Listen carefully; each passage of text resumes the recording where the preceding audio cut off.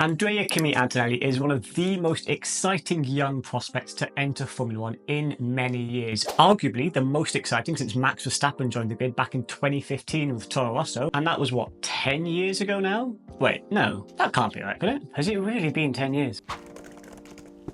Yes, it really has been 10 years since Max Verstappen joined the grid. Are we all feeling old yet? Anyway, back to Antonelli. Not only will Antonelli be racing for Mercedes, a team who, if you looked at the second half of last year, is likely to be winning races in 2025 if they can keep the form up, but with Kimi being so young, there's a chance for him to make Formula One history and shatter some records that have been held for quite a long time. So what we're going to do here on the channel today is take a look at 4 Formula One records that Kimi Antonelli could beat. Some of them are quite likely and some of them are maybe not so likely. Youngest podium sitter. This record is currently held by Max Verstappen, who set it at the 2016 Spanish Grand Prix on debut for Red Bull Racing. Spoiler alert, this also made him the youngest ever race winner. Verstappen took this record from Sebastian Vettel, who set it all the way back in 2008 with a historic first win for the Toro Rosso team. Vettel won the 2008 Italian Grand Prix at Monza when Sebastian was 21 years old and 73 days. So Max absolutely shattered that record. Verstappen made history that day in Spain when he became the youngest ever Formula One race winner at just 18 years and 228 days old. Wow. So what does Kimi need to do to beat the youngest ever podium record?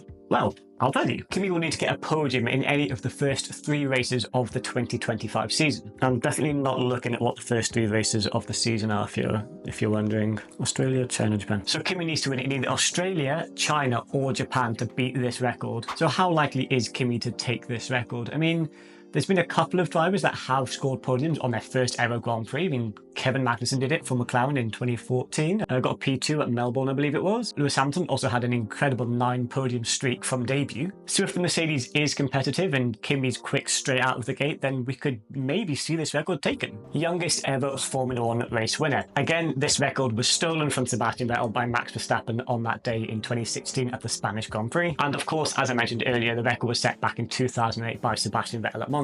Now, when it comes to winning on debut, this is a topic where there seems to be a lot of debate around. The Formula One World Championship, as we know it today, started in 1950 at the British Grand Prix held at Silverstone. The inaugural Formula One race was won by Giuseppe Farina, who actually went on to be the first Formula One World Champion too. Plus he's Italian, so that sort of ties in with this video because Kimi's Italian and this guy's Italian, so references. So you could argue that Farina won on debut, but that's not really correct because everyone in that grid was a rookie, but at the same time, none of them were rookies because Grand Prix racing has been happening for many years before the Formula One World Championship began. Now, there is loads of information out there about this, but sometime in the early 1900s, I saw 1901, 1906 quoted as when the first ever Grand Prix was hosted. So none of the drivers that took part in the first ever Formula One race will really be able to be considered as rookies like we know them today. You've then got Johnny Parsons, a driver who won the 1950 Indy 500, which at the time was part of the Formula One World Championship, but there was also sort of an IndyCar championship happening at the same time, so it's not really the same thing, but he was a rookie to Grand Prix racing, but he won the Indy 500, which we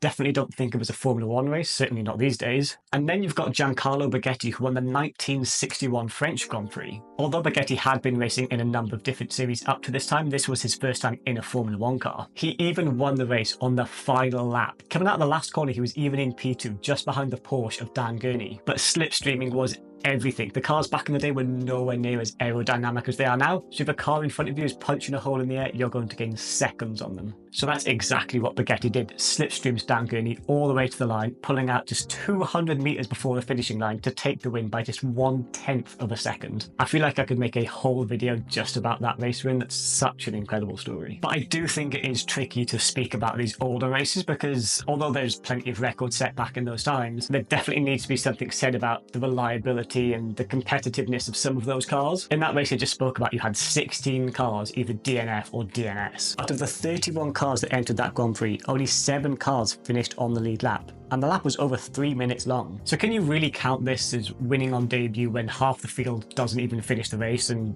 a quarter of it's not even on the lead lap? I'll let you guys decide on that one. So how can Kimi win this record, I hear you ask? Same as last time, obviously with the podium, he just needs to win the AusGP, the Chinese Grand Prix or the Japanese Grand Prix at the start of the 25 season. If he does manage to take this record, or the podium one for that matter, that would be absolutely crazy because let's not forget that Formula One literally changed the rules when Max Verstappen joined to say that you can no longer join going if you're less than 18 years old. So some of these records that Max has set, we may never see beaten. I mean, what are the chances that you happen to be 18, have the correct super license points needed, be able to get into a competitive car, and be competitive enough to win a race within your first 3 races? I feel like this record we may never see broken. So how likely is this to happen? I mean, I feel like if Mercedes are competitive enough to be winning races, I think you may have to put your money on George to get the wins rather than Antonelli. I mean, possibly if Mercedes are the most dominant we've ever seen, like they were in like 2014, 2016, 2020 maybe, then maybe Antonelli could get a win if George DNFs or decides to smash into the barriers. Who knows? Maybe it'll happen.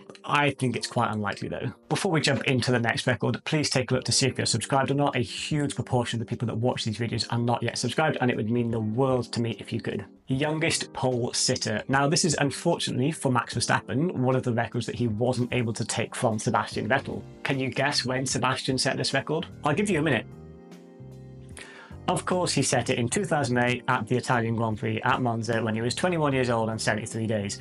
I'm sick of hearing about it too. But this is the first record on the list that I think Antonelli has a real shot at taking. Not only because the record is for a 21-year-old, not an 18-year-old like the first 2 were, but because Antonelli's qualifying record, in the junior categories at least, is absolutely fantastic. Just take a look at some of these stats. Despite winning 2 Formula 2 races last year, Antonelli didn't actually take a pole position in Formula 2, but the Prema car last year was certainly not the most competitive we've ever seen. So we're going to go back a little bit further than Formula 2 to look at Antonelli's qualifying record. During the 2022 Italian Formula 4 season, Antonelli absolutely dominated, taking multiple pole positions, multiple podiums, and of course multiple wins to win the championship, as well as taking part in the 2022 ADAC Formula 4 Championship with very similar results in quali. Then in 2023, in the Formula Regional Middle Eastern Championship, he again scored a handful of pole positions, and in the 2023 Formula Regional European Championship, also saw Kimi bag a few more pole positions. So it's definitely fair to say that Kimi looks to be very fast over a single lap at least. But he has got an issue being partnered up with a driver who's been nicknamed Mr. Saturday for how consistent his qualifying is, and let's be honest, George did quite a number on Lewis in terms of qualifying in the last couple of years. And of course there are a few other factors here. Obviously there's lots of talk in the media about Lewis doing different setups on the car and that he didn't have the same car as George. And Lewis in the media saying that he's not going to beat George for the rest of the year in qualifying because of reasons. So if Kimi does want to claim this record, he's going to have to beat George Russell in qualifying, at least somewhat consistently, and hope that the Mercedes is competitive enough to be fighting for pole positions. So how likely is this record to be taken? I think probably the most likely out of all the ones that are on this list so far. I mean, that's if Kimi can stay in a competitive car and not leave the sport within 2 years like so many other drivers have done. And I'm sure that Sebastian Vettel would be delighted to see yet another one of his records stolen by a young hotshot driver. Youngest World Drivers Champion. Surprise, surprise, it's yet another record that is currently held by Sebastian Vettel, winning the 2010 Formula 1 World Championship with Red Bull Racing at his 23 years old and 134 days. This record, much like the youngest pole sitter, is one that Kimi doesn't have to beat straight away. Kimi, along with a couple of other drivers on the grid to be fair, could take a few years to beat this record. And who knows, with the regulation change coming in 2026, we could see a massive shake-up of the whole grid. If that does happen, then who knows who's going to be competitive come 2026. I can't imagine that many people thought that Mercedes were going to be so dominant to go on to win 8 back-to-back Constructors' Championships from 2014 to 2021. And there has been a lot of talk that the new regulations are going to be very engine focused, which would work really well for Mercedes because they've quite traditionally had the best engine on the grid. So if Mercedes do have a dominant car and Antonelli is looking very competitive, then this is maybe what we could see Kimi do in the first couple of years of his career. But of course, winning a Formula 1 World Championship isn't as easy as get a dominant car and then you win. You still do need to beat your teammate, and let's be honest, George Russell is by no means a bad driver. And unlike any of the other records on this list, I mean, any good driver on their day could take a podium, take a pole position, or maybe even take a race win. But to have the mindset and the mental strength to do it week in, week out over the course of a whole championship, that's a different story. And if Antonelli or any of the other young drivers on the grid want a hope of beating that record, they're going to need their head on straight as well as their driving skills. But having said that, a lot of people are touting Kimi Antonelli to be the next Max Verstappen, and honestly, this isn't without its merits. There is quite a lot of similarities between both Kimi's and Max's junior career. They both obviously dominated in go-karts and then spent very little time in single-seaters. Obviously, Max only spent 1 year, whereas Kimi spent 1 year in Formula 4 and then 1 year in Formula 2 before being promoted to Formula 1. But I think where the difference will lie between Antonelli and Verstappen is that Max went into Toro Rosso, which obviously there's still a lot of pressure on any driver joining Formula One, particularly one as young as Max, because there was all the media at the time about Max is too young, he's going to fail, all these other things going on. But I think the pressure on Kimi is going to be a bit different because he's going to be at a top team, and let's not forget who he's replacing. Antonelli's there to replace the seat of Lewis Hamilton. He's replacing one of the greatest drivers we've ever seen in the sport, so he's got some very big boots to fill. You know, it's not like Antonelli's going to be joining Toro Rosso or Williams, who have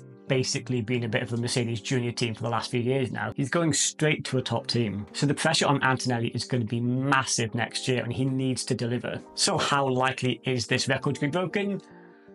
I'm not sure. I mean, obviously, we never know what's going to happen. I mean, Mercedes could be super dominant and Antonelli could get really good reliability and George could suffer some DNFs, and then maybe Antonelli would be our first ever rookie champion. But this is a record that has been held for 15 years by Sebastian Vettel. But do let me know your guys' thoughts on this in the comments. Is Antonelli all he's cracked up to be, or will we be seeing him in Formula E or in WEC in a few years' time? This video was a lot of fun to make, and it's really cool to see Sebastian's name all over this. It's crazy to think that if Max didn't win that race in 2016, Seb could in theory still have the 4 youngest records. Also, all of these records, the ones that Seb set and the ones that Max beat, were all set by Red Bull Racing. Well, I suppose Toro Rosso, but you know, it's the same thing. And we all know that Red Bull are there to make headlines, so it's definitely working for their marketing. This has been video number 11 on the channel, and we have just hit 1,068 subscribers, so thank you so much to each and every one of you for subscribing. Thank you so much for watching, and I'll see you guys in the next one.